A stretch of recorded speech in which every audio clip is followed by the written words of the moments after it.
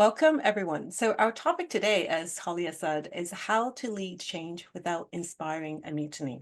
So before we begin, let's take a moment. I'd like to also acknowledge the traditional territories of Indigenous peoples and their commitment to stewardship of the land.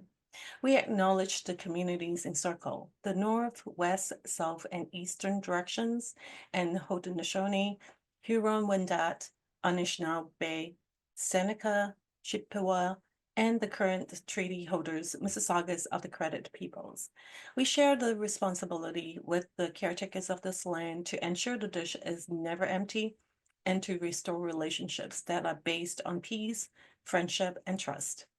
We are committed to reconciliation, partnership, and enhanced understanding. I'm Amy Au, founder and executive coach of Innovate You. I'm an ICF certified coach and Fascinate certified advisor who radiates inspiring transformations. My passion is to empower women leaders in STEM to uncover their unique values, to stand out, reach their potential without hesitation, gain clarity and focus to take confident actions and turn their aspirations to accomplishments through positive change and transformative coaching. My clients gain confidence to pursue what aligns to their values and purpose. They become better at communicating their strategies, make better decisions, establish their thought leadership voice, and lead their teams with empathy and authenticity. So there's a fun fact I'd like to share. I became an international best-selling author a few days ago as my book was launched on Tuesday called The Evolution of Leadership in STEM. So just a quick of that. So you can find that in Amazon. Let's do a warm up. And if you're leading or driving change, type yes in the chat. If you find that is very easy to lead change or drive change, raise your virtual hand in case that you really find it easy.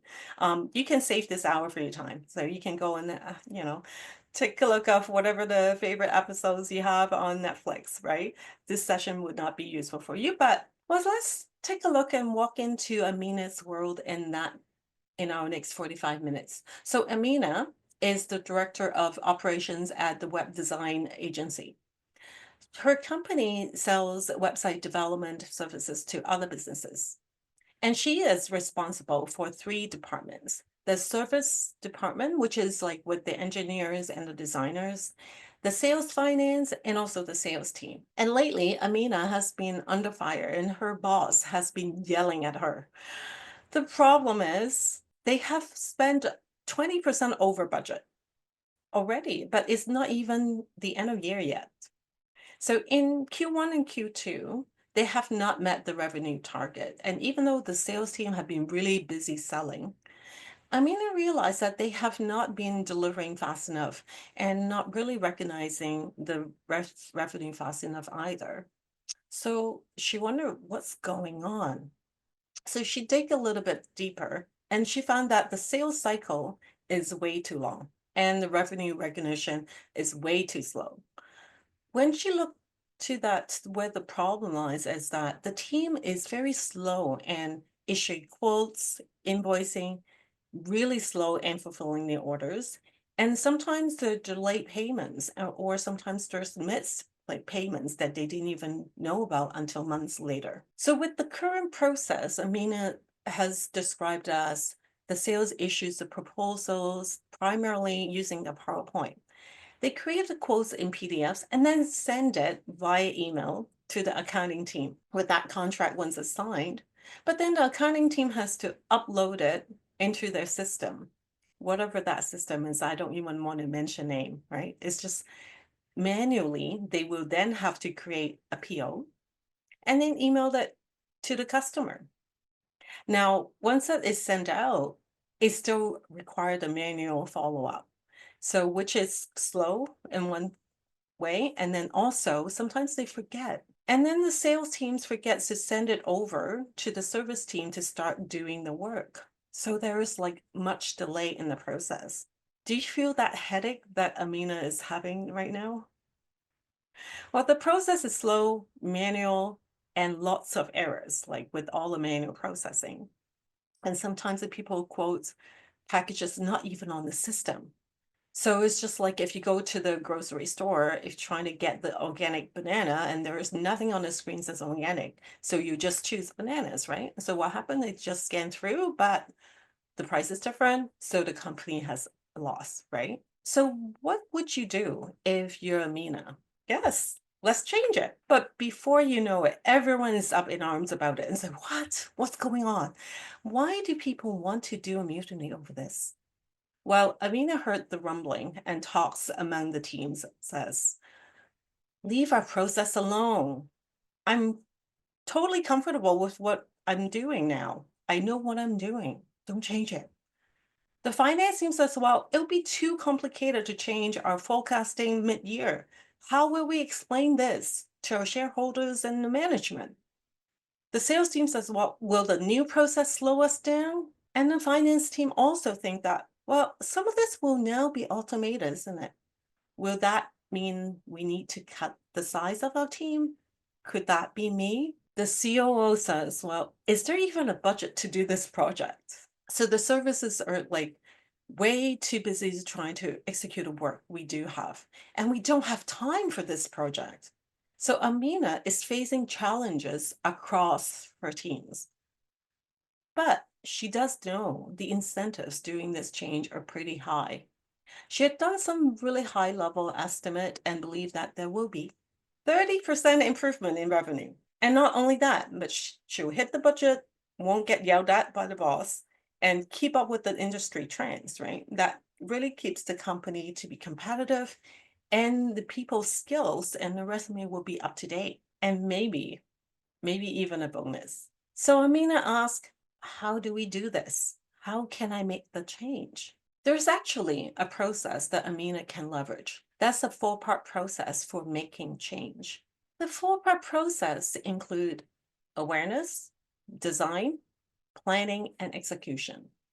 And for each of these phases that we're going to talk about are those key things that Amina would need to manage in order to be successful with the change. So they include the to-do list, the major challenges, her communications plan, and a checkpoint. So just like how you would know you're ready to move on to the next phase. So for the awareness, it's twofold, right? Awareness is about awareness of the problem for the change leader, and then also the awareness of the problem for all the other leaders as well. It's about the early stage buy-in building.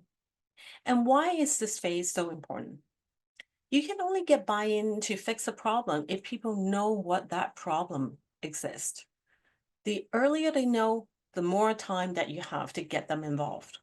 So to help them understand what's at stake for them, not just the technical details of what the change, what that solution's about, but identify what is really in scope and also out of scope. What's the prerequisite you might think for getting that awareness is that you must have that idea of what's not working, right? What really the problem is for yourself. So just like for Amina, she really needs to understand that current sales process, the process being too slow, too complex, too manual, a lot of errors that in between steps. Now let's take a look at Amina's to-do list for this first phase, awareness phase. First of all, is to identify the scope of the problem.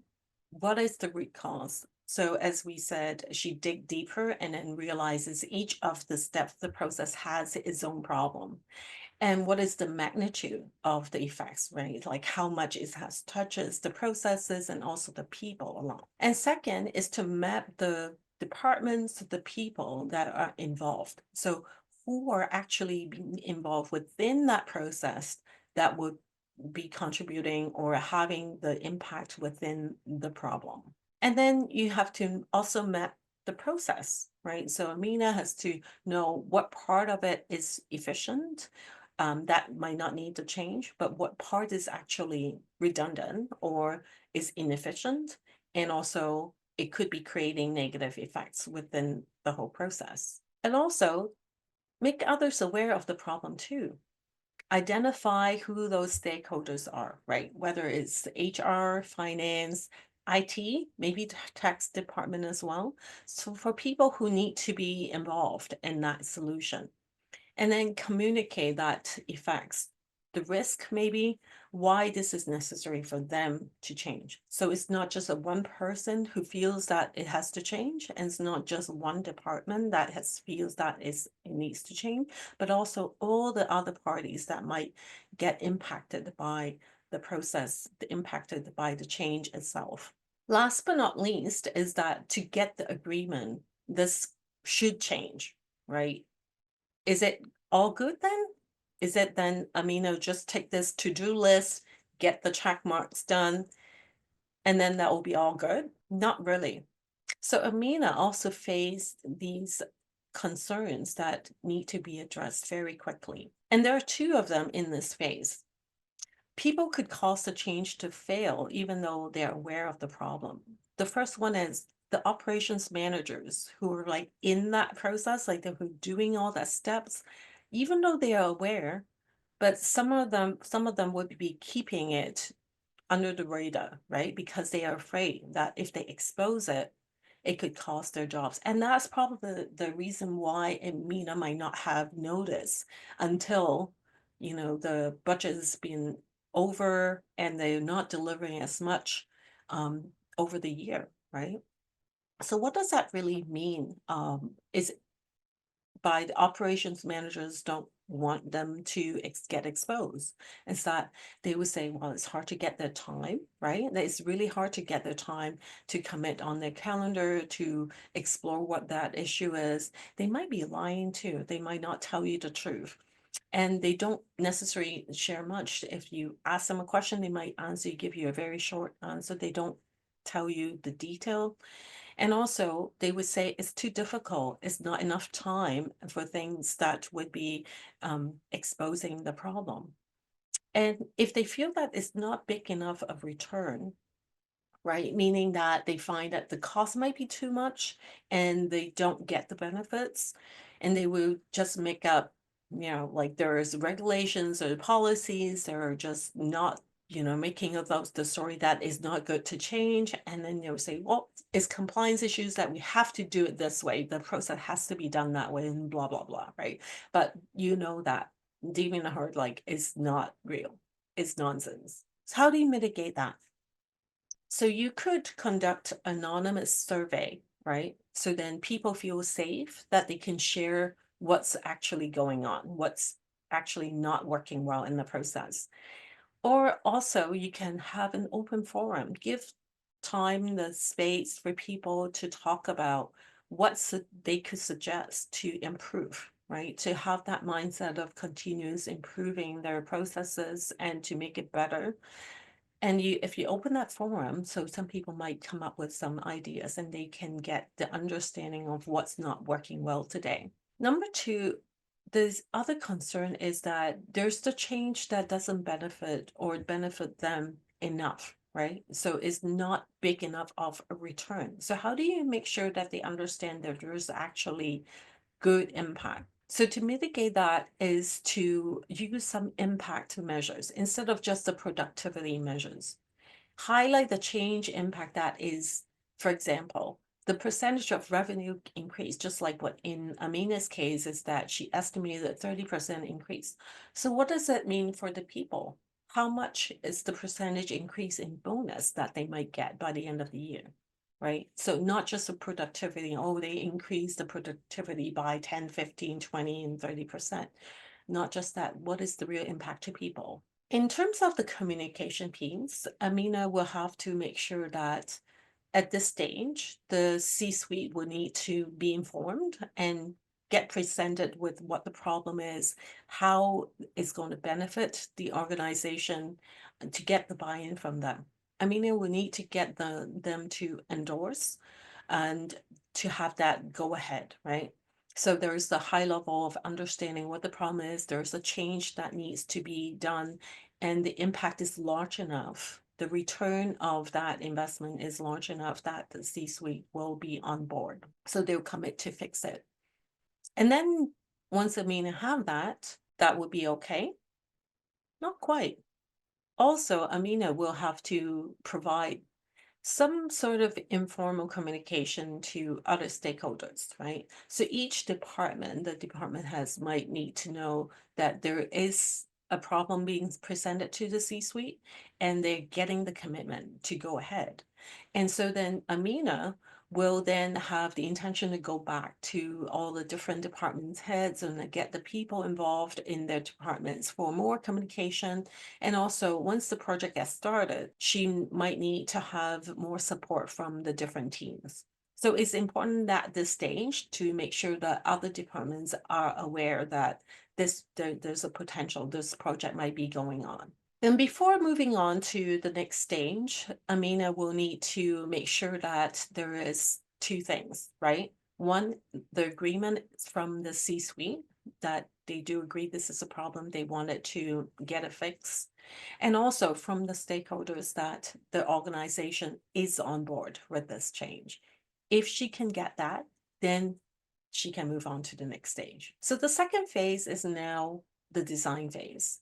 Amina will continue to use this framework that includes the to-do list, the major challenges, her communication plan, and also the checkpoint. So why is this phase important? So if you think of the design phase like the blueprinting phase, right? Just like how when you go on ahead and wanted to build a house, you need to have a plan. You have to have that design, right? Before you do anything, that blueprinting is so important.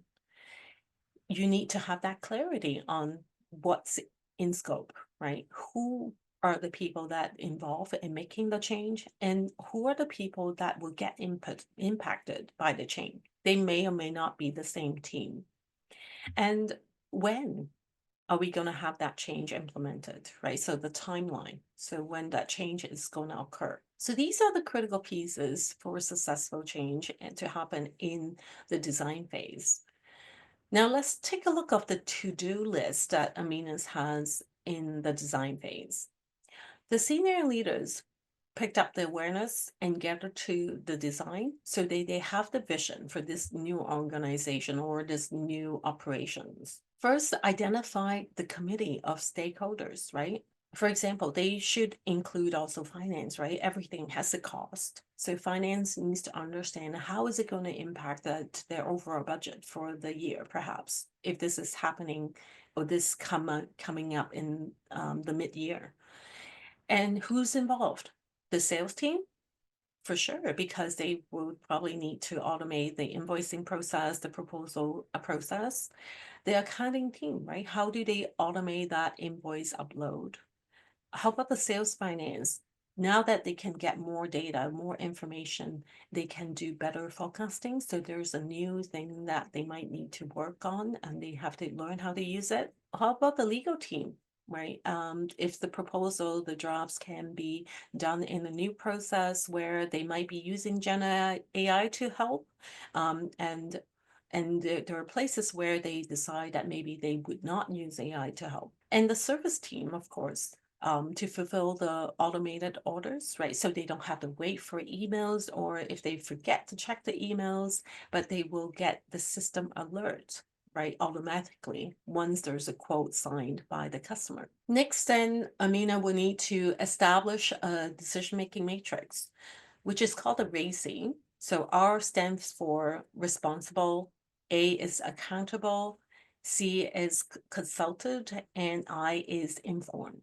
This diagram is to help to avoid any misunderstanding, miscommunications, misdemeanors that can throw you off course. This helps you to define the roles, expectations, the responsibilities in that processes.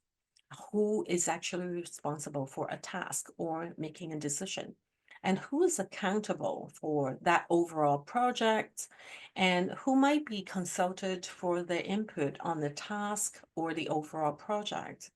And the ones that are being informed, who should be informed of that whole ongoing status of the project and when they should be getting alert and aware of the change that is happening so they can raise any anomaly or unexpected issue when it occurs. Now, the third thing on the to-do list for Amina in this design phase is the scope, right? And the scope of this change now needs to be more clear. on this design.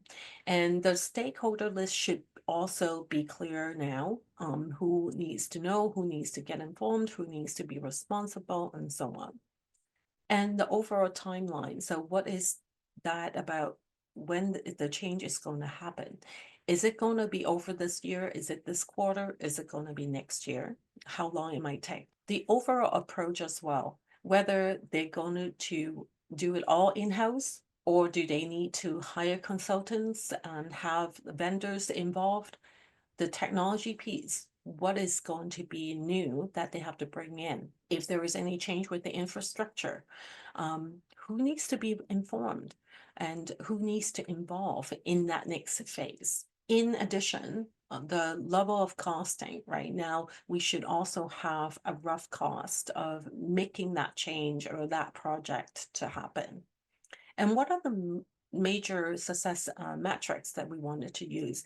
What are those objectives, the key results like OKRs, or the KPIs, the key performance indicators, right? So what are those that needs to get defined early in this phase? So for Amina, she wants to propose like adding more automation to the sales and the finance steps and also the services process in order to speed up the closing of the deals, getting paid, and delivering the services so that the revenue can increase. So in this phase, there's also two major concerns that can cause a change to fail.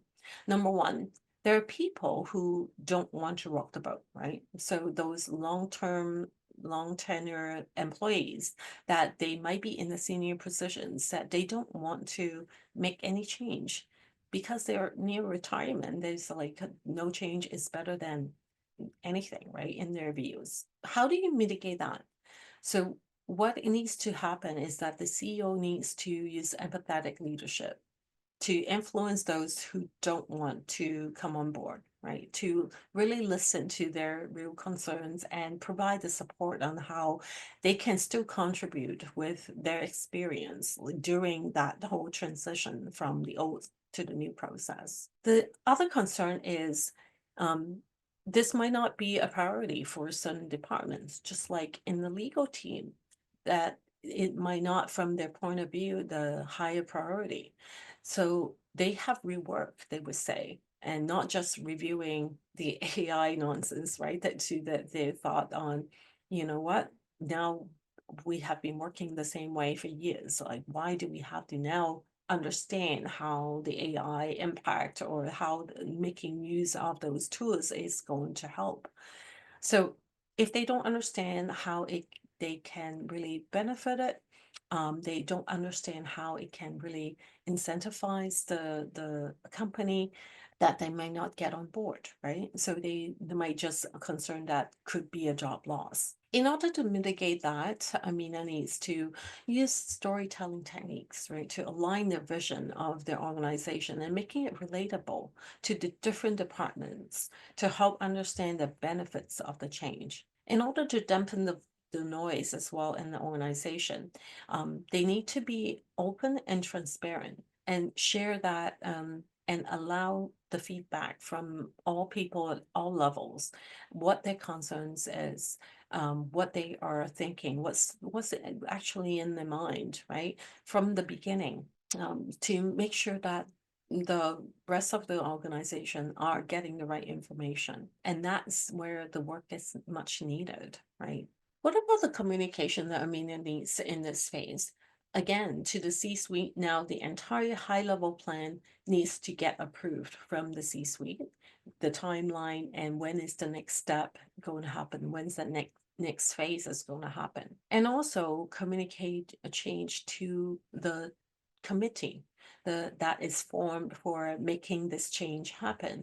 So that entire high level plan, the timeline, and when is the next stage also needs to get that story to each of the department, tailored to them, like how it's going to impact them clearly. So to get their buy-in so they understand that. So with that, the checkpoint on this before Amina can move on to the next phase is to ask, does the entire committee and also the C-suite agree this at this high level plan? At this point, we don't have a lot of the detail yet, but at least a high level timeline, high level cost, the high level understanding what's involved should be there and get that commitment from the C-suite and the committee. Then she can move on to the next phase. The third phase is the detailed planning. Once we have the high level plan, we can now go deeper. So why is this important? First of all, we need that clarity on the how now, right? How would this change get carried out? And also make that execution process more efficient, right? It will also expose the critical dependencies and or conflicts early and have that mitigation plan to reduce any negative impact on the overall project. And this is the plan to refer to as well during the execution phase when if there's situation arise and it can avoid some unnecessary argument and potential delay of the project that could impact the cost, right? You want to have to keep control of the cost. You don't want to get skyrocketed because of change in during the execution from the plan. Now let's take a look at Amina's to-do list for the detailed planning phase. While planning the timeline, the focus will be in two folds. First of all, they still need to keep the lights on because the sales team is keep on selling. The delivery team, the service team still needs to get the work done so then they can and give it to the customer. But also they need to start carrying the projects to make sure that the chain is going to happen. And it's important to consider how to balance the two, right? The resources that are the same people doing that, both keeping the lights on and doing the project, or like when would people needs to get involved into the project precisely so then they can make sure that the daily operations is still functional the way it should and the projects can move according to the timeline in the plan. In the detailed project plan, there needs to be the scope of the project to be executed, right? So that detail needs to get on now for the detail. The timeline, there's the milestones, there's the individual tasks or the individual steps. There needs to be the success metrics for each of those milestones or the phases within the plan. And also there has to be a testing plan as well, perhaps also the cutover plan, right? So there should be a go and no go decision at some point, and also the detail of the budget. Amina will also have to look at the resourcing plan. What does that mean? Is that it has to have the people involved. What is the number of like dollars in terms of like the persons per person, the dollars per hour that's involved? What is the training plan? Who needs to get trained with the new process and how it's going to happen, when it's going to happen? Identifying the people who are going to be impacted by the change and create a pathway for those people that needs to be reskilled, upskill, and those there might be people that needs to exit the organization as well. And the third thing is that the progress monitoring plan. What needs to get monitored is the timeline, the budget, the people challenges. So using pulse surveys, so to kind of understand how the people are feeling now, how's the daily operations being impacted, if any, and how they can be involved to drive that positive change. Provide a feedback mechanism is important that encourages open and two-way dialogues. In terms of the communication plan, now we're now in that detailed phase. So Amina will also need to know what is going to be communicated at every stages and how it's going to be communicated, whether it's by email, is it by the media platform that the organization is using, is it by meetings? The departments is going to host their own meetings, like all hands, the entire organizations will have that as well. And who is going to get the information and when, how frequent? The maintenance of the old system needs to be part of the plan as they transition over to the new one, meaning that keeping the lights on, how that old system can still get maintained during the process, because there is like phases of implementation. Not everything is going to go on a switch all at once. So how do you make sure that there's maintenance plan in place? Also, in this detailed planning phase, there are two concerns that Amina needs to consider in order to not causing the change to fail. Then the first one is about the rumors, right, and chaos, and there will be people wanted to leave the organization. There got to be naysayers, right? As we just gonna kid ourselves if we think that everybody is just happy and on board. There might be a few that will really don't like the change for whatever reasons, and they don't necessarily like get in and get influenced by any of those communication early on. They still wanted to spread the rumors that it's like the sky is falling, so everybody should leave. And that can really cause an issue with the program, the project, right, to delay or even halt. In order to mitigate that, first of all, identify your top talents early on at every level, that they should not be lost. So Amina had to do that, and these will be the cheerleaders for the project, right? They wanted to ensure those are getting the upskills and the reskilling opportunities, and also giving them early on in the project phase, not until the last minute, right? And not everybody will wanted to stay for the change, and we need to be realistic with that. So the attrition rate that would probably go a little bit higher than the usual, and prepare that backfill, right? Have a strategy. How do you backfill people that truly would not want to go with the change? They would just want it to leave the organization. The second concern is that any failure that will be used to justify not changing, meaning any failed attempts, right, during the transition, during the project, there might be things that doesn't go as well as planned. So that will get amplified by the naysayers, and they will use it as a vote to, okay, let's stop everything and not change at all.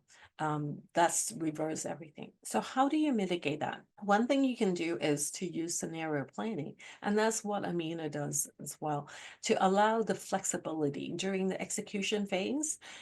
Should any of those potential scenarios occur, so whether it's external or internal circumstances, um, could be starving, could be other reasons, and things that happen, just like how we saw like COVID just, you know, threw everybody up in there and not knowing what to do at the beginning. But if we have now that some scenario planning in place, so we can predict some of the things that could potentially happen and plan for it, so then you get that adaptability throughout the change process as well. The communication now is needs to definitely go to the C-suite, right? This higher level, this overview of the detailed plan, the C-suite needs to understand what are those milestones, what is that there could be potential risk, what are the key success measures that they are using, and what would be the overall cost, the timelines, and when that next stage or the next phase is going to occur. So the C-suite would need to have an understanding at a high level of this detailed plan now. The committee and the head of the departments would need to, who are involved or impacted, would also needs to understand the entire plan at that detail level. So then some of those detail can get really affect their teams that they need to know ahead of time. So then they can plan, maybe the resources also need to get adjusted or backfilled in order to provide those resources for the project. Also, of course, the timeline that they need to understand. And they also have to communicate to those who are directly involved and those that are directly impacted, right? They need to know the milestones, they need to know how they would get measured with success, or what are the risks that they might face and the timeline, right, that could really affect them, and what is that next stage or what the next phase is going to start so that they can plan ahead of time. The communication to the entire organization, so you might think, oh, don't we just have to inform the ones that are being impacted and that's it, like, and the rest, they're not touching the system, may not need to know. But that's not true, because the project, when it happens with any change in an organization, the entire organization should be aware of this is a project that is happening, to know at least the big picture, that who are being affected in the groups and the timeline, and also what are the next phase, what could happen to those teams that are impacted as well. So then the rest of the organization get awareness, right? So when they are involved in talking people, like to those teams are involved, they can share that empathy and understand of what they might be facing, right? Because the change can be directly impacting their work. That could cause also some of the uncertainty that people are feeling. So that's why the entire organization should have that awareness as well. So what happens then for Amina before she can move on to the last phase? In this checkpoint, Amina will need to ask, does that C-suite and also the entire committee, who also the ones that are directly involved, agree to this detailed plan? And then if she gets all the yes, the last phase, which is the execution phase. Now, Amina, in this case, would have to look at in this execution plan, just like rubber hitting the road, right? So that's what everything is going to happen. And why this is so important. The reality hits, right? When the reality of the change that affects people actually happens. And this is like everyone's experiencing the change. And the perception of that success of the change is key. The change leader report card will be on this, like in this phase. That's how they can be written. And also, it determines what goes onto the scorecard. How is this project will be assessed at the end of it, that being successful or not. So during this phase, Amina still has a number of the to-dos actually. One is that they need to keep existing things running, right? So keeping the lights on is key. Two is that executing the whole plan, that whole change in staggered phases, right? Staggered stages according to the milestones as defined in the detailed plan. And also with the communications and checkpoints as she goes. This is a key step as well in terms of like the training. So what is being trained, who is being trained, and when that is going to get trained on. Amina and the team, they need to also use the monitoring and the feedback mechanisms closely. They need to make sure that the feedback mechanism is in place for the ongoing support and to all the employees at every single level. There needs to be the feedback also given to the folks that are executing the project, and they need to also record the key learnings at each of these stages within the execution phase. And lastly, the cutover to the new system and the process will have to be done at the right time and with all people that are involved are ready for it. In this phase as well, there are some major concerns that Amina needs to consider, so then they can avoid the cost of the change to fail. Number one is the fear of uncertainty, right? It will be very strong as the execution phase goes on. People are actually seeing directly the impact or the change that is happening in front of their eyes, right? So there might be in between stages that people might not fully understand it, so they feel like there is some uncertainty ahead of them. How do you mitigate that? First is to know that you can still adjust and adapt the plans to reflect whatever the circumstances has come about during this phase. To enable, there could be improvement to the plan itself, and also how do you materialize that change that is going to happen.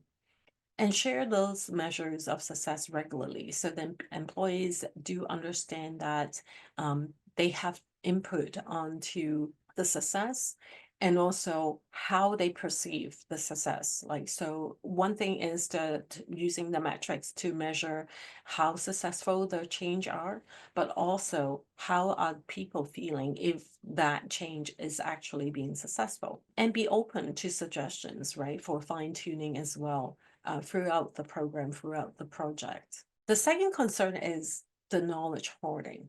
So for those that are afraid to leave the organization, they might hang on to their knowledge and not willing to share it. And it might cause delay and issues with the transitions. Sometimes that there are a couple of people in the organizations that they really know deep in the system or deep knowledge of the process, and because they don't see how they can be part of in the new organization, or they don't understand that how they can be part of the new organization and system, they might just hold on to their information and the knowledge that they have. So that could delay the whole process.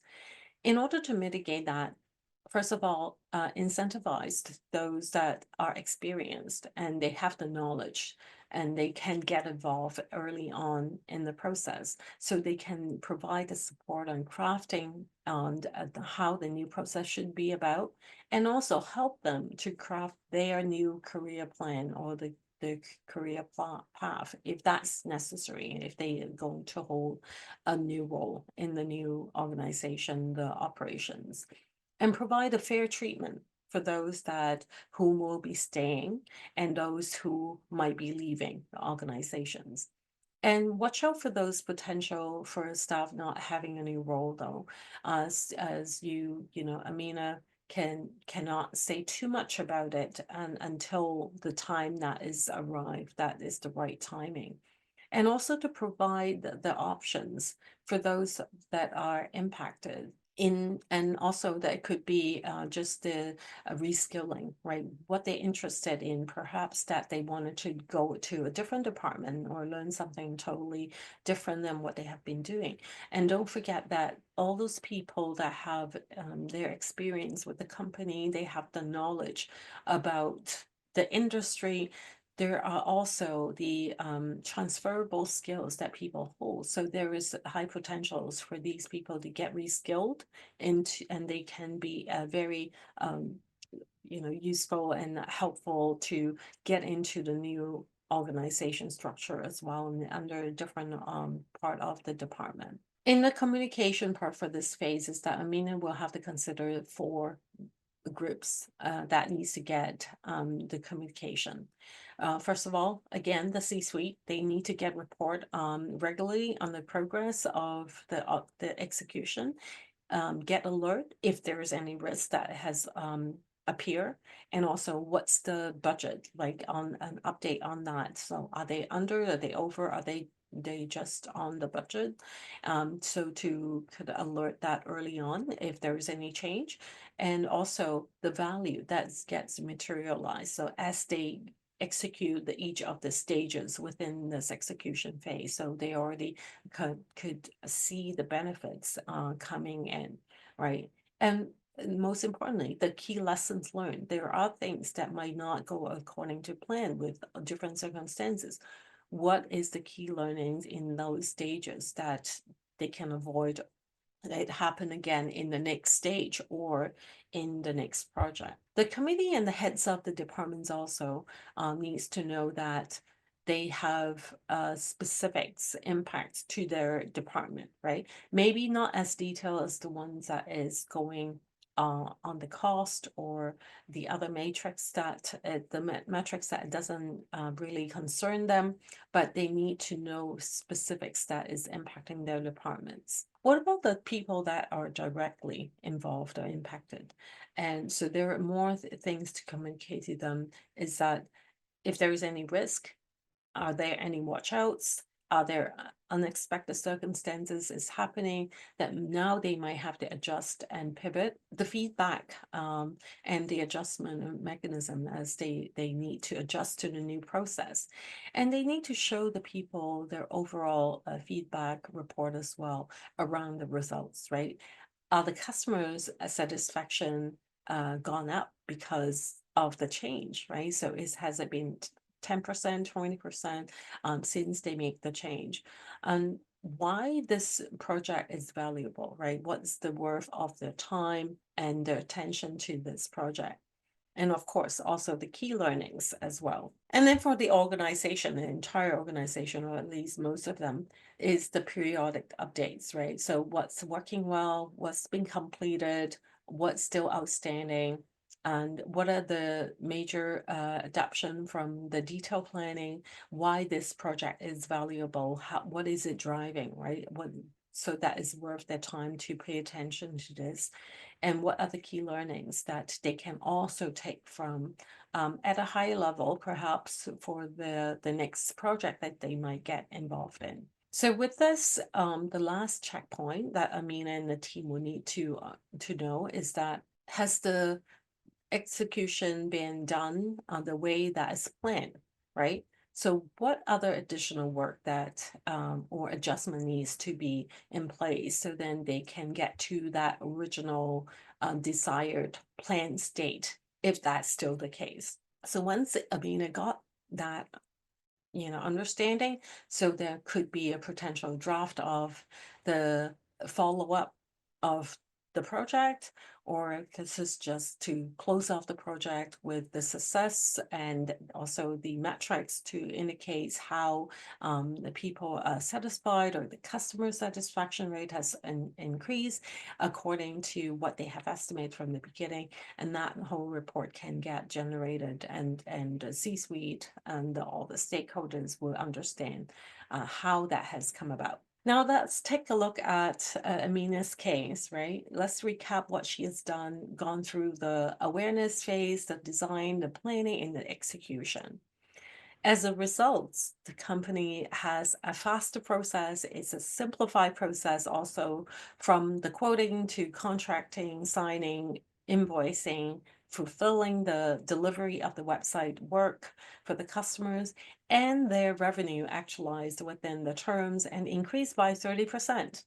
So all those advantages that's mentioned were fulfilled, right? They're faster, they simplify, fewer opportunities for errors, payments are also done on time. There is more data points now that everything's automated, so the forecasting is much more accurate. The trend analysis that they can use for their strategic planning, and they deliver faster to the customers, so they're happy customers. And now finance can also free up the hours of work in the week, so for other projects as well, perhaps that to get to more strategic planning. Now imagine your next up and coming change project has no mutiny and everyone is on board. How would you feel? Wow. So I know this is a lot of information that I shared with you today, and you're probably thinking, okay, how might I remember all of this, right? But don't worry, let me share with you if you can take away the following key points. In the awareness phase, just remember, involve people early. In the design phase, clearly establish the RACI diagram for decision-making process. So again, RACI is about who's responsible, who's accountable, who will get consulted, and who will get informed during the project. And at the detailed planning phase, create a comprehensive communication strategy during that execution. Who needs to know and when?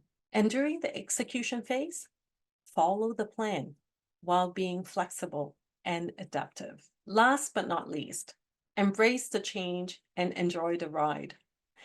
I believe in you. You will have a successful change. Thank you for staying engaged with me the whole time. And I love to connect with you all. Here's where you can find me on LinkedIn, Facebook, my email, and also my website. Whether you're challenged to lead and drive change for your company, your team, or for yourselves, let's have a chat on how our partnership can lead to a transformative experience. Let's stay in touch. Here is my bio site link to connect with me. So you can do a screenshot now, or you can just take out your phone and scan it and bookmark the page. I'd love to hear from you.